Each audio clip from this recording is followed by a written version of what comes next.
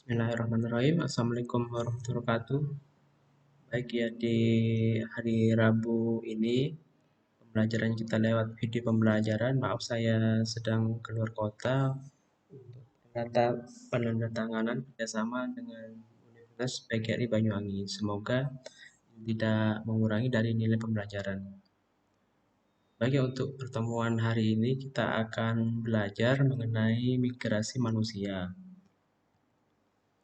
Ini bisa dilihat, ini adalah jutaan tahun sebelum sekarang. Dari sini itu bisa dilihat itu ada berbagai ini ya, mungkin primata, antara primata satu dengan lainnya itu sampai dia itu terbentuk ke arah Homo sapiens. Kemudian ini bisa dilihat itu perbedaannya antara primata satu dengan manusia Lucy, yang dia itu sangat berbeda dari segi struktur kerangkanya. Kemudian leluhur manusia itu pada zaman 3,5 juta tahun yang lalu, Australopithecus afarensis ini dia itu hidup di Afrika. Kemudian dia itu berjalan dan berdiri dengan dua kaki, tetapi dia itu hidupnya kebanyakan dia itu berada di pohon. Kemudian 2 juta tahun yang lalu hidup itu Paranthropus boisei, hidupnya di Afrika. Kemudian giginya mereka itu lebih besar daripada kita dan dia itu memakan vegetasi yang kasar ataupun keras. Kemudian 2 juta tahun yang lalu ada manusia Homo habilis, dia itu hidup di Afrika. Kemudian dia itu termasuk pemulung yang cerdas untuk membuat peralatannya. Kemungkinan ini adalah pendahulu dari nenek moyang manusia yang sekarang. Kemudian ada 1,5 juta tahun yang lalu ada Homo ergaster hidup di Afrika. Kemudian otaknya itu lebih besar daripada hominid dan dia memiliki kemampuan untuk membuat peralatan dan juga dia bertindak sebagai pemburu. Kemungkinan pendahulu ini adalah manusia yang sekarang dan mereka itu menyebar di Asia yang dikenal sebagai Homo erectus. Kemudian 500.000 tahun yang lalu ada Homo heidelbergensis, hidupnya di Eropa. Dia adalah pembuat alat yang canggih dan pemburu. Kemungkinan nenek moyang manusia Neanderthal, tapi bukan manusia yang sekarang. Kemudian 200.000 tahun lalu ada Homo neanderthalensis, hidup antara 200.000 sampai 30.000 tahun lalu. Ini dominan hominid, spesies hominid yang tinggal di Eropa. Dan terakhir itu pada zaman es. Kemudian mereka itu terusir ke daerah lain dengan adanya keberadaan Homo sapiens. Kemudian ada timeline evolusi manusia itu ada Ardipithecus, yaitu cirinya bipedal, menggabungkan jempol kaki yang menggenggam dengan gigi taring yang berkurang dan ukuran otak yang kecil sebanding dengan simpanse modern saat ini. Ardipithecus ramidus itu ada lebih daripada nenek moyang manusia dan simpanse terbaru, dan tidak seperti yang terakhir dalam banyak hal. Itu menunjukkan bahwa nenek moyang itu sendiri agak berbeda dari simpanse yang modern. Kemudian ada Australopithecus, itu ditemukan di Afrika sekitar 4-1 miliar tahun. Setidaknya itu 7 spesies dari Australopithecus itu sudah diakui. Kemudian posturnya itu tegak, kemudian gaya berjalannya juga sudah berdiri. Kemudian fitur anatomi yang paling primitif adalah tempurung otak yang mirip dengan kera. Kemudian ukurannya itu sebanding dengan gorila dan simpanse. Maksudnya ini adalah ukuran tubuhnya yang secara keseluruhan mirip dengan gorila dan simpanse. Kemudian ada ini manusia Paranthropus, yaitu sebagai Australopithecine yang kuat. Dia adalah proto-hominid awal, kemudian sebagai kelompok saudara dari manusia Homo, yang disebut sebagai manusia pemecah kacang. Ini dicirikan dengan oleh bipedalisme, geraham depan itu sangat berpusat dengan gigi depan yang berkurang, dan umumnya itu ditemukan di Ora-Odope dan Kobe pada zaman akhir dan Pleistocene awal. Kemudian ada manusia Homo, dia itu mencakup manusia modern dan spesies yang berkerabat dekat dengan mereka, itu sekitar 2,5 miliar tahun. Dia itu berevolusi dari nenek moyang Altus dengan munculnya Homo habilis. Kemudian dia itu munculnya Homo itu bertepatan dengan bukti adanya alat batu, dan menurut definisi dengan awal Paleolitik, semua spesies dari genus kecuali Homo sapiens yang sudah punah.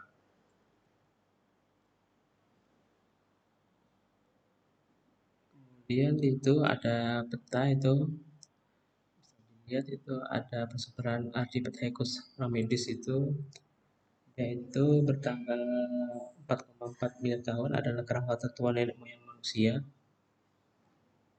Nah, ini maaf ya, ini PPT-nya bentuknya bahasa Inggris, nanti bisa kalian penerjemahannya itu sesuai tafsiran kalian gitu. Saya hanya membaca secara garis besarnya saja.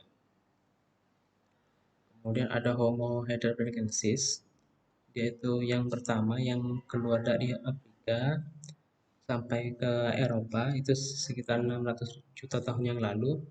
Mereka itu adalah pendahulu utama antara Homo sapiens dan Homo neanderthalensis. Kemudian ini manusia tiba di Amerika itu sekitar 16.000 tahun yang lalu. Namun, cara ini mereka menyeberangi Samudra Pasifik itu masih belum jelas, dan sebagian besar berpendapat bahwa mereka itu bermigrasi melintasi jembatan darat yang ada sepanjang zaman es terakhir. Kemudian Homo sapiens itu akhirnya menggantikan semua spesies hominid lainnya, tetapi tidak mungkin bagi mereka untuk melakukannya. Hampir 100.000 tahun yang lalu kita menghadapi kepunahan karena populasi mereka itu menyusut menjadi 10.000, dan saat ini populasi manusia dunia itu mendekati 7 miliar. Kemudian ada Homo ergaster, dia adalah manusia pertama yang keluar dari Afrika 1,95 juta tahun lalu menjadi Homo erectus Asia, yang dengan cepat dia itu menyebar di bagian tengah, kemudian Rusia, India, kemudian ke Asia Tenggara dan Asia Selatan. Homo erectus ini itu akan mendominasi dunia hampir seluruh serangkaian zaman es yang mengerikan itu. Kemudian sebagian besar Afrika lebih dari 1 juta tahun yang lalu, dan muncul keluarga baru yang sudah terspesialisasi. Perwakilan Afrika pertama ini adalah Homo rhodensiensis. Mereka itu cirinya menggunakan alat perkakas batu yang lebih canggih yang dikenal sebagai aquilane. Kemudian ada pendatang baru itu sudah keluar dari Afrika ke Eropa dan mungkin ke Cina selama terjadi pemanasan itu sekitar 500.000 tahun yang lalu. Kemudian 350.000 tahun lalu, zaman es ini yang parah terjadi, itu ada Homo sapiens kuno ataupun Homo helmi di Pleistocene tengah.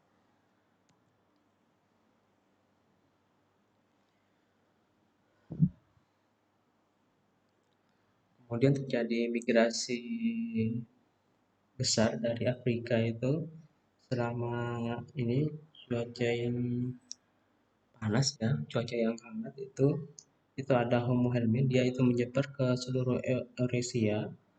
Lalu Homo helmi itu mungkin telah muncul adanya Homo neanderthalensis di Eropa dan Asia, dan memiliki kemungkinan dia itu berkerabat yang ada di India dan Cina dengan periode yang sama. Kemudian spesies kita sendiri, Homo sapiens itu dia itu lahir lebih dari 170.000 tahun yang lalu. Ini dari hampir kepunahan manusia di mana total populasi itu turun menjadi sekitar 10.000 pada zaman es. Kemudian ketika manusia modern itu akhirnya menyebar dari Afrika ke tempat lain di dunia, sekitar 70.000 sampai 80.000 tahun yang lalu, Eurasia ini masih dihuni oleh beberapa spesies manusia lainnya, yaitu ini manusia Neanderthal yang ada di Eropa, kemudian Homo erectus di Asia Tenggara, bertahan hingga kurang dari 30.000 tahun yang lalu, tapi tidak ada jejak genetik yang tersisa pada manusia yang masih hidup. Kemudian asal-usul manusia modern itu ada teorinya di sini, ada teori multiregional kontinuitas. Manusia modern itu berevolusi dari Homo erectus yang meninggalkan Afrika pada tahun 2 miliar tahun yang lalu. Kemudian aliran gen spesiasi populasi yang terisolasi secara geografis dari ini ya, dari Homo erectus setelah terjadi pencegahan penyebaran. Kemudian seleksi alam membentuk variasi regional setelah penyebaran Homo erectus dan munculnya Homo sapiens yang tidak terbatas pada suatu wilayah tetapi secara global.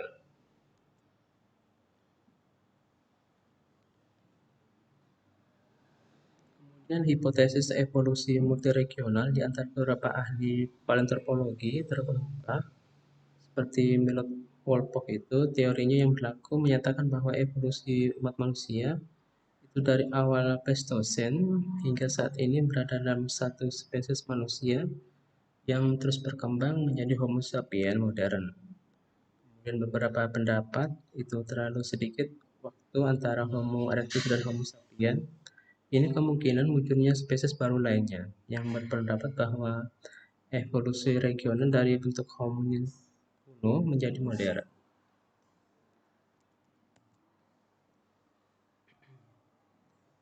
Kemudian lanjutan asal-usul manusia modern itu teori mereka itu keluar dari Afrika.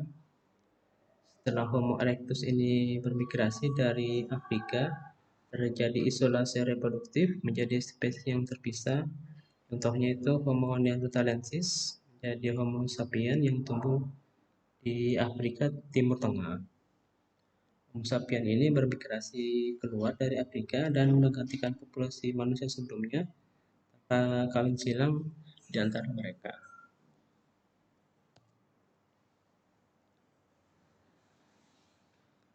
Kemudian ini ada variasi manusia relatif yang baru.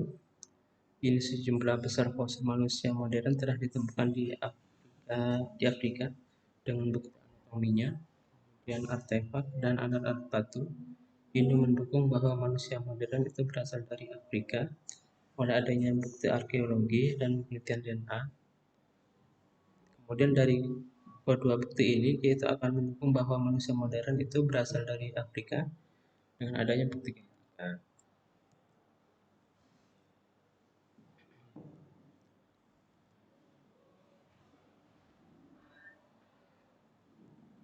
Dan ada DNA mitokondria, yaitu memiliki genom sendiri yang mengandung 37 gen yang jarang berubah, mengandung wilayah hipervariabel yang berubah cukup cepat, menyediakan jam molekuler yang dikalibrasi ke waktu yang sebanding dengan usia umat manusia modern. Jumlah rata-rata perbedaan pasangan besar mitokondria DNA itu antara dua manusia sekitar 10 sampai 66. Genom mitokondria setiap orang itu akan diwarisi dari ibunya. Garis keturunan mitokondria adalah dari ibunya.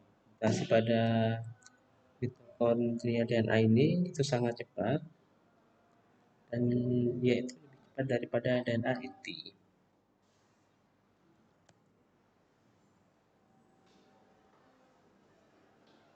Kemudian ada mitokondria Ev, ini merujuk ke sebagian besar pendahulu umumnya itu dan itu secara anatomi itu sama dengan manusia modern.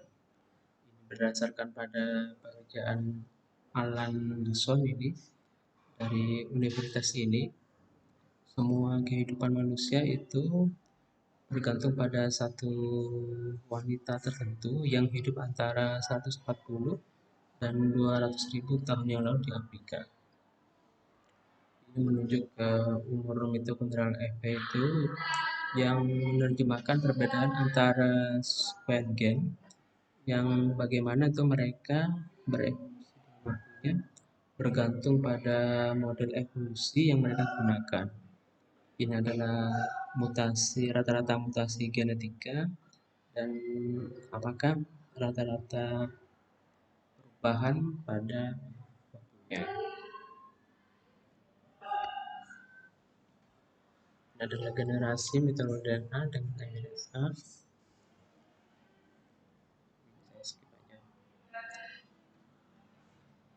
Jadi ya mungkin apa ya dari mereka itu memprediksi bahwa manusia pertama itu ada Adam, kemudian ada Eve, dan yang Eve ini Hawa. Jadi ada Adam dan Hawa. Jadi dengan persebaran ini mereka nanti akan bersebar anaknya ke berbagai daerah dan akhirnya timbullah manusia zaman dahulu dengan berbagai bentuknya.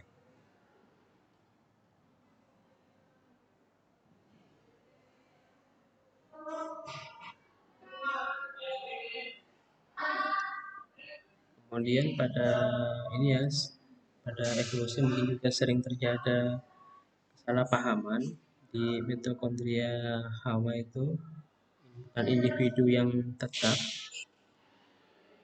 kemudian dia itu memiliki ibu bukan hanya satunya wanita pada masanya.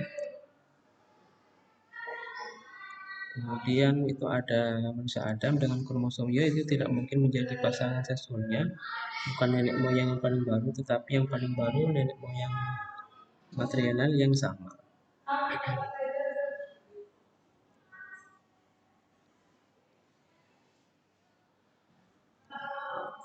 Kemudian menurut Stephen Oppenheimer itu mitokondria gen Hawa, setiap orang yang hidup saat ini itu mewarisi DNA mitokondria dari satu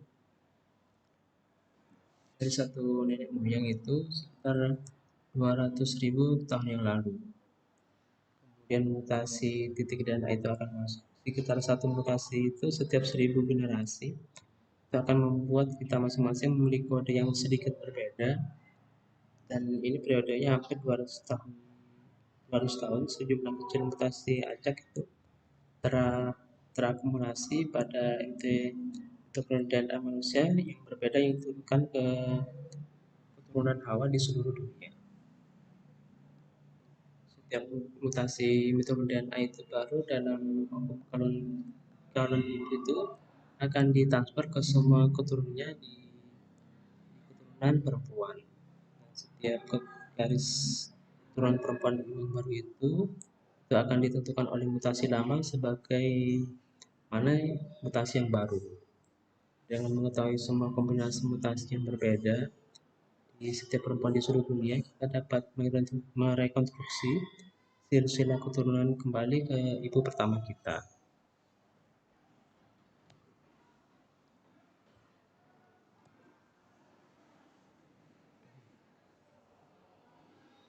Dengan mempertimbangkan dari mana orang-orang ini paling berasal, kita dapat melihat di mana mutasi tertentu itu terjadi apakah di Eropa, Asia, ataupun Afrika, karena perubahan itu terjadi secara sadis dan konsisten. Kemudian kita juga dapat memperkirakan waktu terjadinya perubahan tertua pada mitokondria DNA kita yang terjadi di Afrika sekitar 150.000 tahun yang lalu.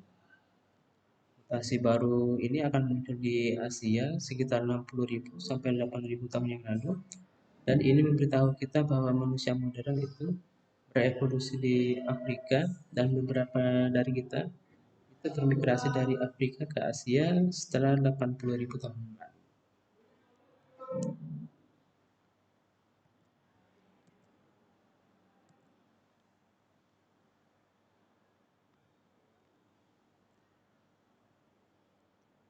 Kemudian ini ada Van Melsen itu pada tahun sekian, itu Danau Toba merupakan kaldera raksasa hasil letusan gunung berapi yang super dahsyat.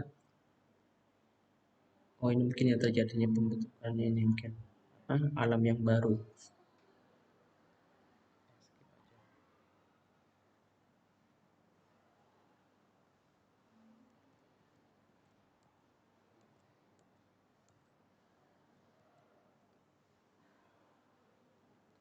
Kemudian ada proyek ionografi ini, dia fungsinya untuk memetakan perjalanan manusia dari jalur migrasi melalui ini maternal, dan ini maternal dan paternal artinya itu dari ibu dan ayahnya.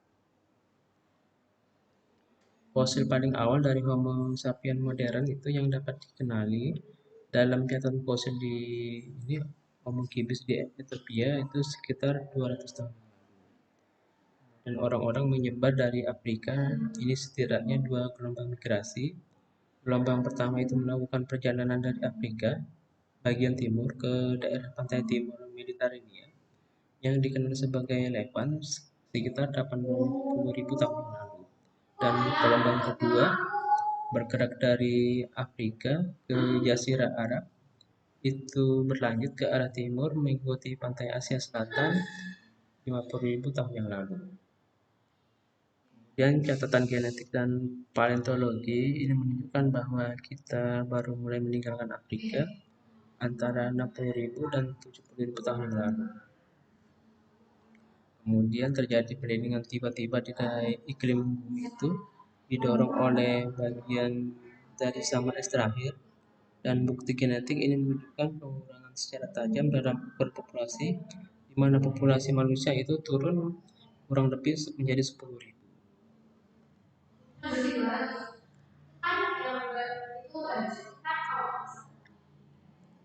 Kemudian begitu iklim mulai membaik setelah 70.000 tahun yang lalu, ini kembali dari peristiwa hampir punah, orang yang paling awal menjajah daratan Eurasia itu kemungkinan besar melakukan penyeberangan dari ini dari selat tapi itu yang memisahkan Yaman di Djibouti. Kemudian penghuni pantai awal ini akan berkembang pesat di sepanjang pantai ke India dan mencapai ke Asia Tenggara dan Australia pada tahun 50.000 tahun yang lalu. Dan sedikitnya setelah 50.000 tahun lalu, kelompok kedua tampaknya telah melakukan perjalanan ke darat ke timur, ke Asia Timur, ke Timur Tengah dan Asia Tengah bagian selatan. Dari base ini mereka akan menjajah garis lintang bagian utara Asia, Eropa, dan sekitarnya. Sekitar 20.000 tahun yang lalu, sekelompok kecil pemburu Asia ini akan menuju muka badai termasuk kutub utara Asia Timur selama masa ini glasial terakhir. Kemudian saat ini lapisan es besar yang menutupi ujung utara akan menjatuhkan permukaan laut lebih dari 300 kaki. Ini merupakan jembatan darat yang menghubungkan dunia lama ke dunia baru. Itu menghubungkan Asia ke Amerika. Kemudian pada 15.000 tahun lalu mereka telah menembus tanah di selatan es, dan dalam 1.000 tahun yang lalu mereka telah mencapai ujung Amerika Selatan. Ini mendunia pertanian sekitar 10.000 tahun yang lalu telah meninggalkan dampak dramatis pada lingkungan gen manusia. Dan terjadi kebangkitan kerajaan, pelajaran mengarungi lautan yang menyenangkan dari orang Polinesia.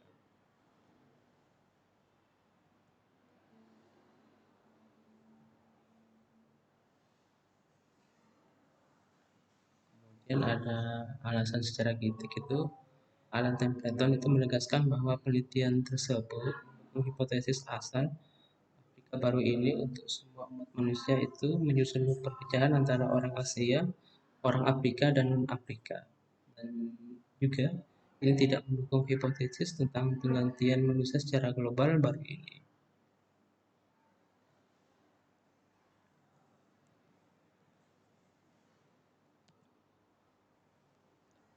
Kemudian migrasi manusia ke Indonesia itu paparan Sunda dan ini Yang besar itu meliputi semenanjung Malaya dan pulau-pulau kecilnya itu ini menurut RD ini 1845 memperkenalkan Great Asiatic Bank dan Great Australian Bank itu merinci dan menamakan kedua kedua bendungan besar tersebut sebagai paparan Sunda untuk Great Asiatic Bank dan Rahul Sunda untuk Great Australian Bank.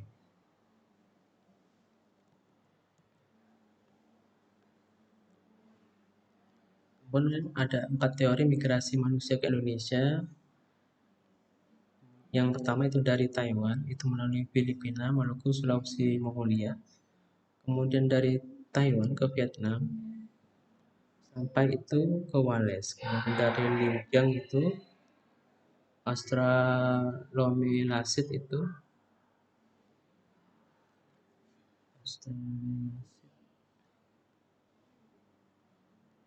itu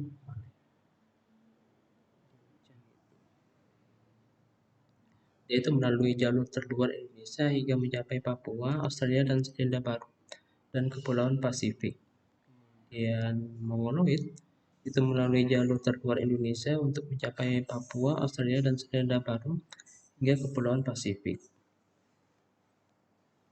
Untuk lainnya itu dari Sulawesi sebagai pusat menyebar ke utara, timur, barat, selatan, dan tidak ada batas yang pasti lebih dari tanah mongoloid.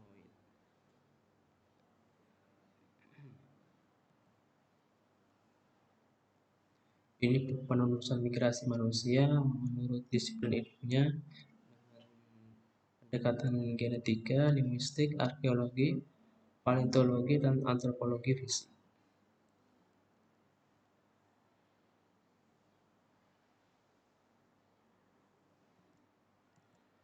Kemudian dari pendekatan genetika itu ada pola gen pada manusia modern. Banyaknya gen itu untuk golongan darah, enzim, metodologi DNA, dan DNA inti telah dipetakan. Misalnya distribusi HBO ini mungkin sistem MLS, kemudian resus, frekuensi gen sistem DAPI, kemudian ada klaster gen hemoglobin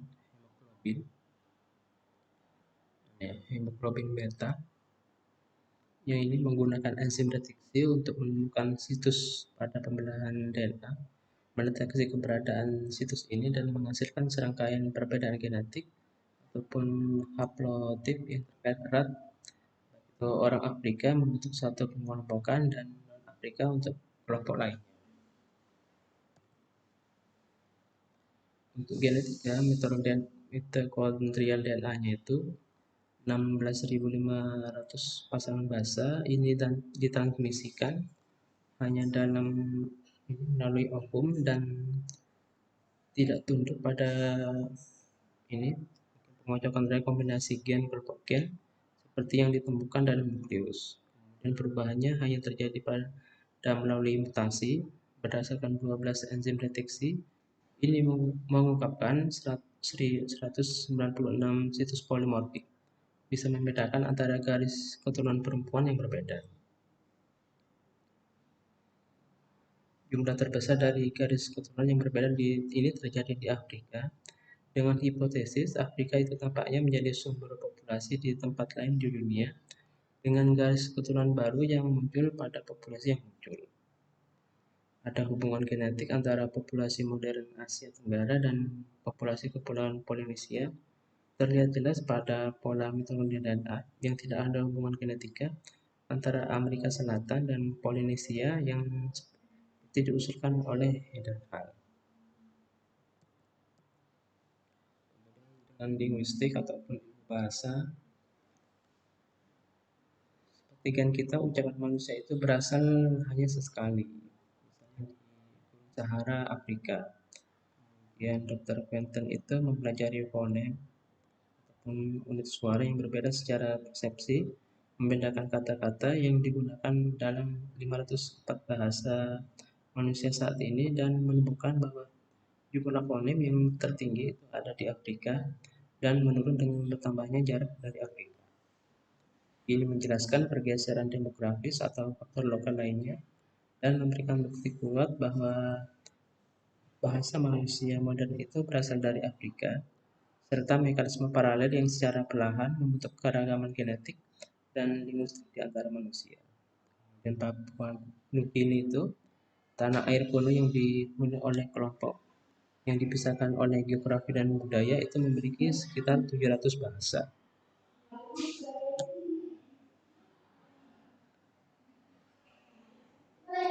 Kemudian ilmu bahasa lainnya itu ini Yangtze dan Jiang keluar dari Taiwan.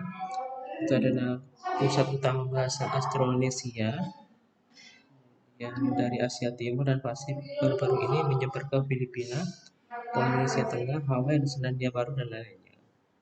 Wilayah yang luas ini memiliki warisan bahasa yang sama, misalnya kata mata itu sama di Filipina, Malaysia, Indonesia, dan Pulau Marina.